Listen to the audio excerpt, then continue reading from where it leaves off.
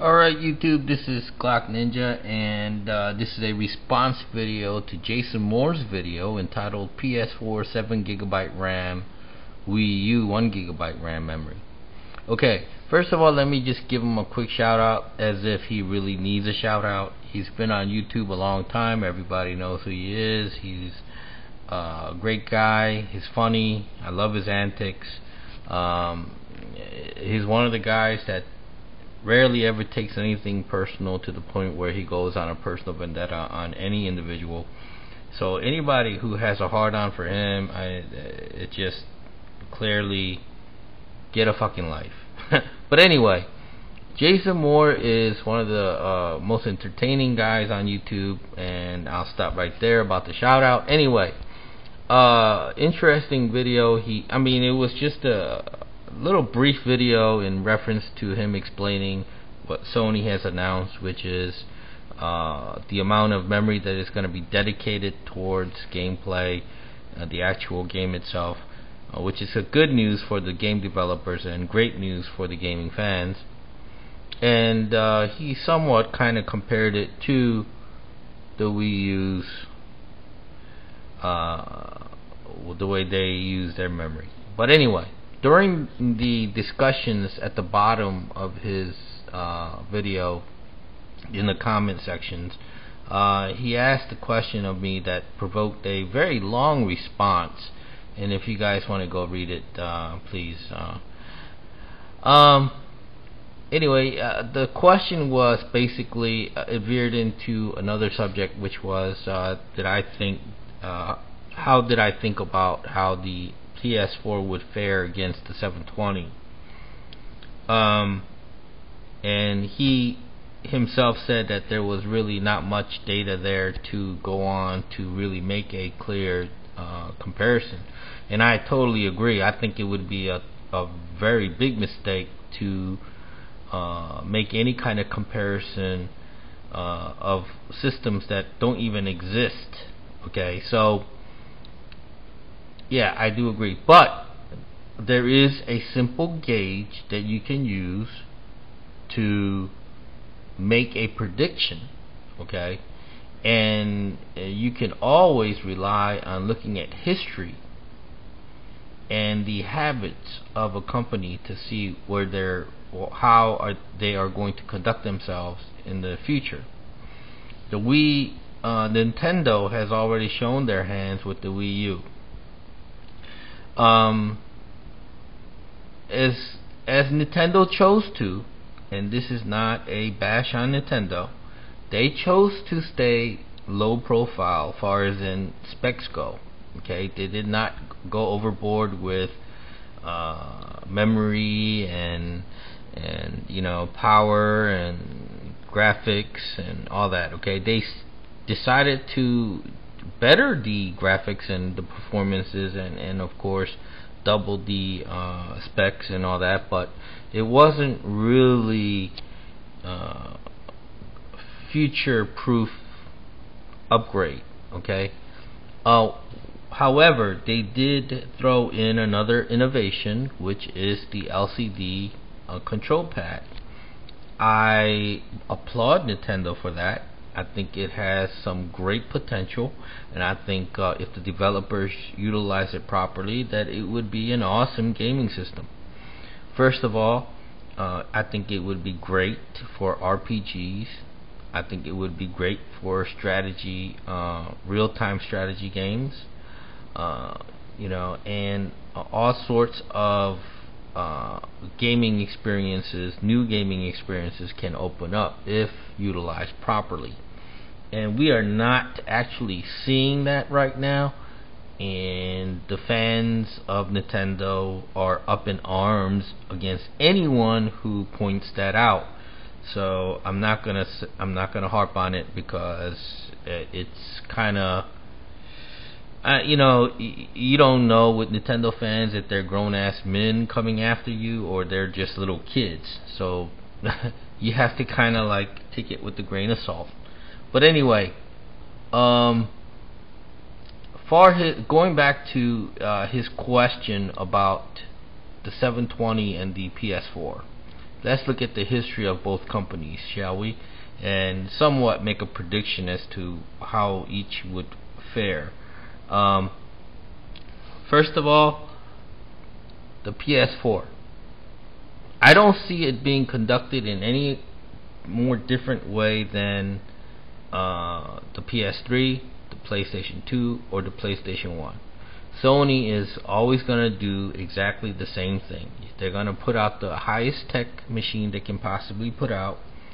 It's going to have a mediocre start, but it's in for the long haul.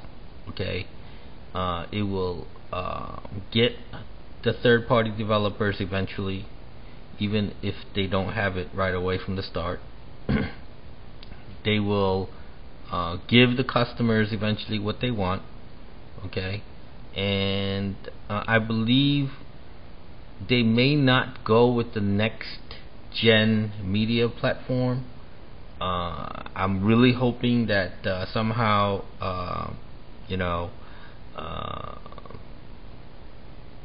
4K is in there somehow. If not, I think it's gonna be other improvements there, other than the specs. I think there's gonna be some sort of innovation probably that will make the PS4 a true next gen console, just like the PS3 was, opposed to the PS2. Now, looking at history, the Xbox 360 came out, and Microsoft almost immediately, within a year or two, stopped support of the original Xbox. That's a known fact.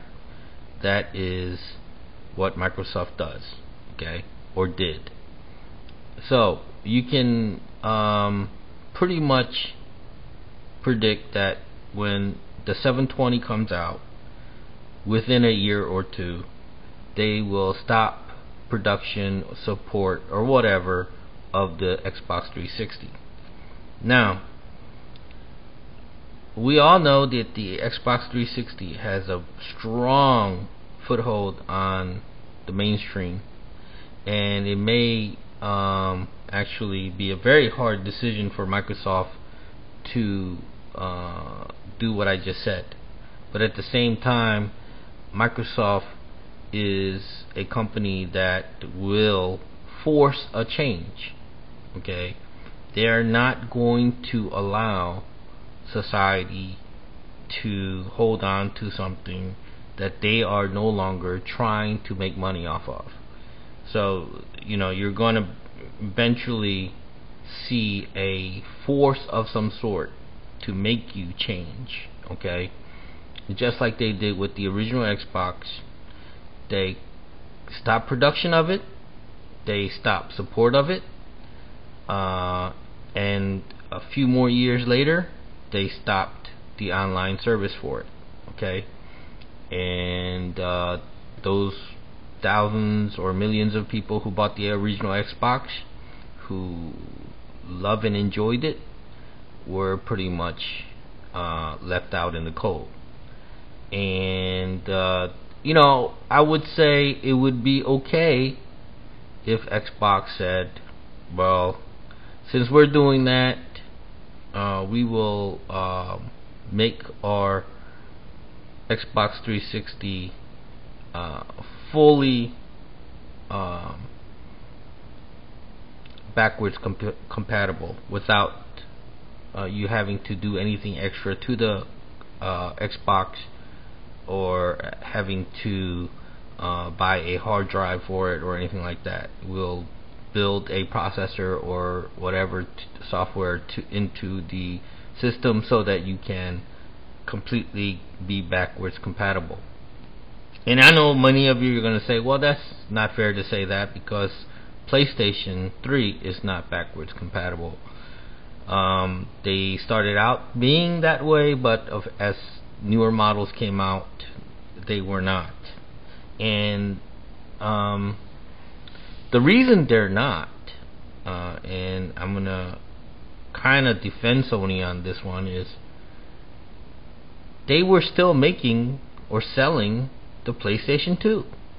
So if you really wanted to play a PlayStation 2 game, all you had to do was go and purchase a, what is it, a $60, $80, $99 console, so you can play your PS2 games. Okay, so there was always an access for you or the gamers to play the backward compatible games. The retro games. Okay, but anyway, let's look at what the PlayStation did. All right, the PlayStation 3 came out. PlayStation 2 stayed on the shelves. Okay. To this day, you can actually walk into Walmart or Target or wherever and see brand new PlayStation 2 games. Okay, and to me, that says a lot. That says a lot. That means in my heart that when the PlayStation 4 comes out, the PlayStation 3 is going to be around for a very long time, and those who bought the PlayStation 3 are not going to feel like they were left out in the cold. Okay? Alright. PlayStation has lost a foothold to Microsoft in the console war because Microsoft did the online thing very well with the original Xbox.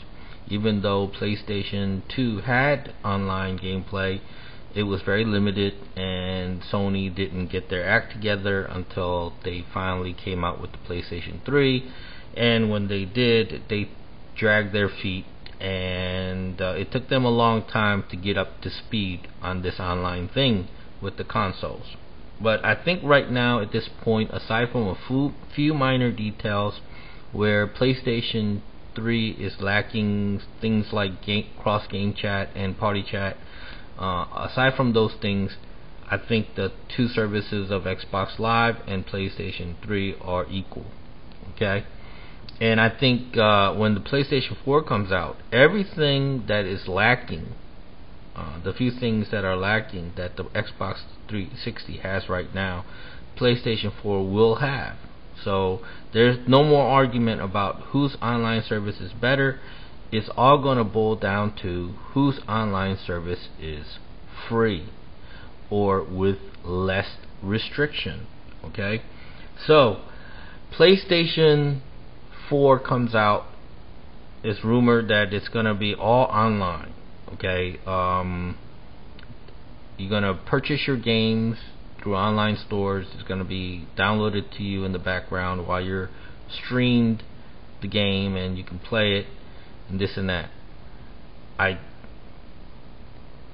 don't want to go into a lot of spec details about it because, to this day, you'd be a fool to do that, because you know that as soon as you make a prediction based on their announcements, a few months down the road, they're going to say, well, we changed our mind, we're not going to do this, we're not going to do that. And that's the history of Sony.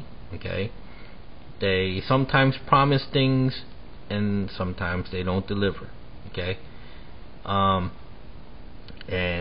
that's telling it like it is. Okay, but at the end of the day, Sony does deliver. They deliver the best content, I believe, overall. They get the best third-party developers. They get the best games. A lot of people come around and make this sales argument.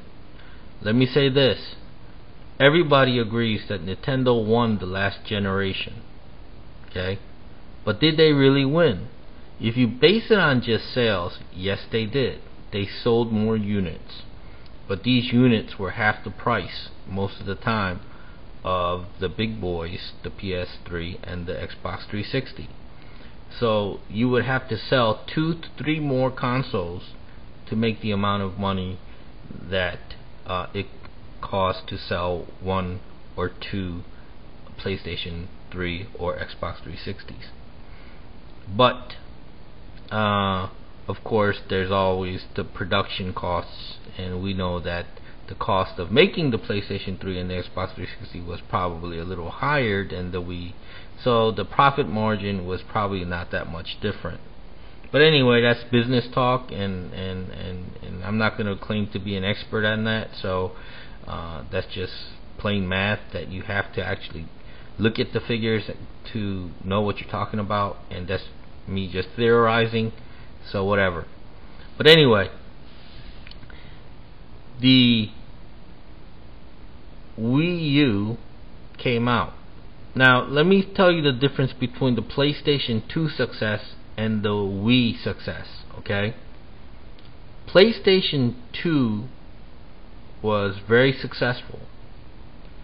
Okay, and when the PlayStation 3 came out, it dwindled in sales. Okay, because of the cost of the machine. And now that the costs are down, it's rumored, or it's pretty much known, that it's outselling all other consoles by now throughout the world. It may not be outselling the Xbox 360 in the United States, but throughout the world, the PS3 is outselling the Xbox 360. Okay. The Wii U is not catching on or having the success as the Wii did, and we believe that the Wii had a very good niche that actually spread like wildfire, and no longer became a niche. It came mainstream because everybody was into fitness and motion control, and it was a novelty and a fad. Okay, that wore out.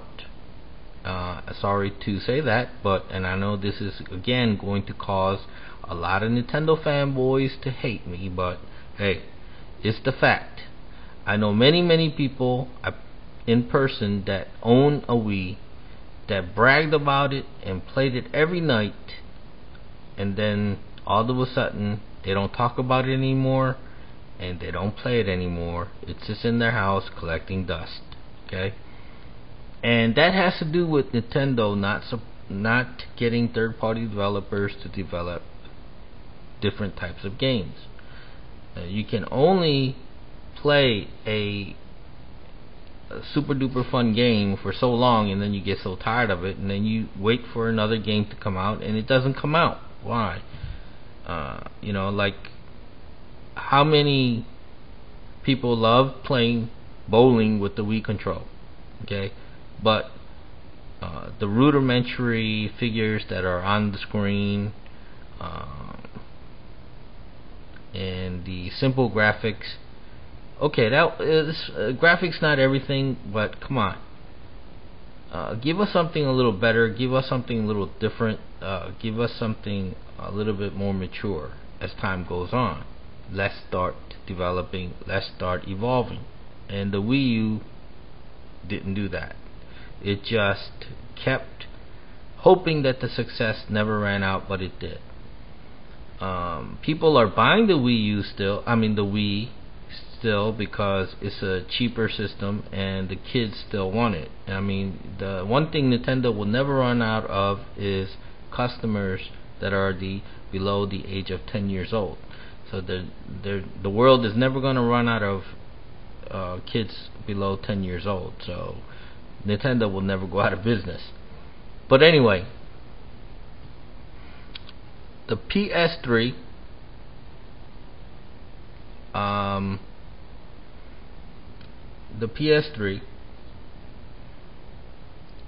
is becoming a success. No matter how much everybody wants to say the PlayStation lost this generation, did it really lose this generation?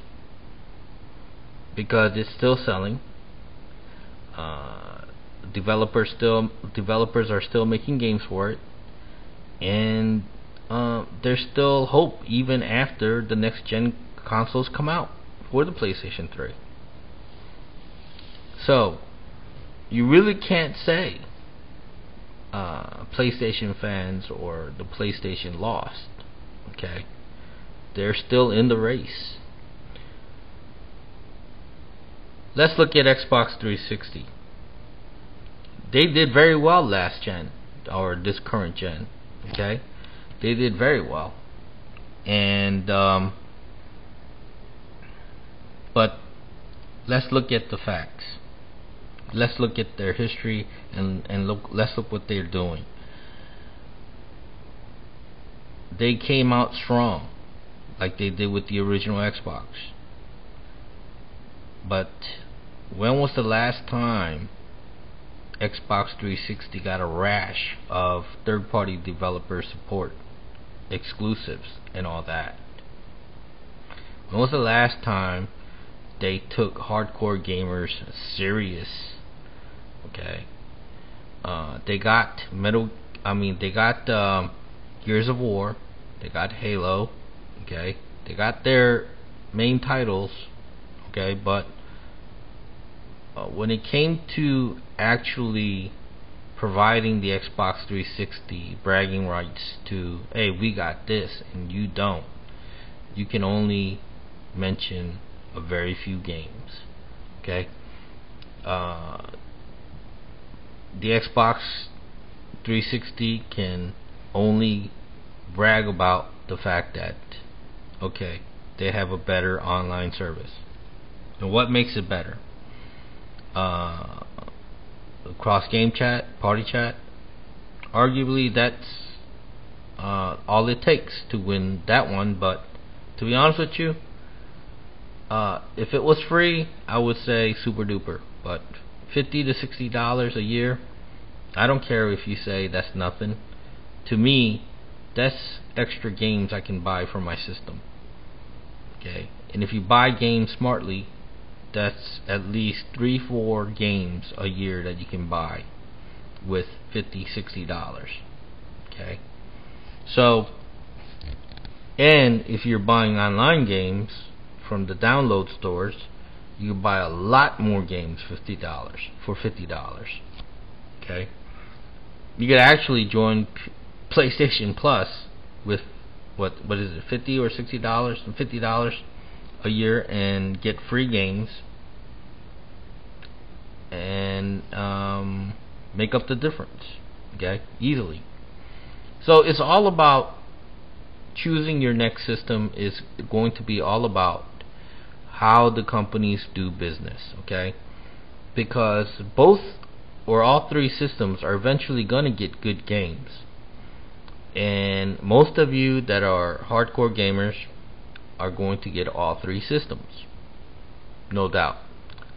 But majority of the people out there in this economic times are probably going to be only able to afford one system, and they're going to have to make their decisions based on which system provides the best service for the least amount of nickel and diming, and which system is known for longevity and support for their consumers the longest per system, per console.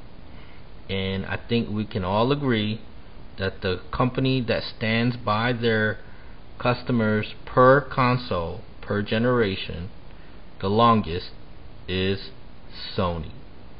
So let's hear the responses from all fans on what they think about that.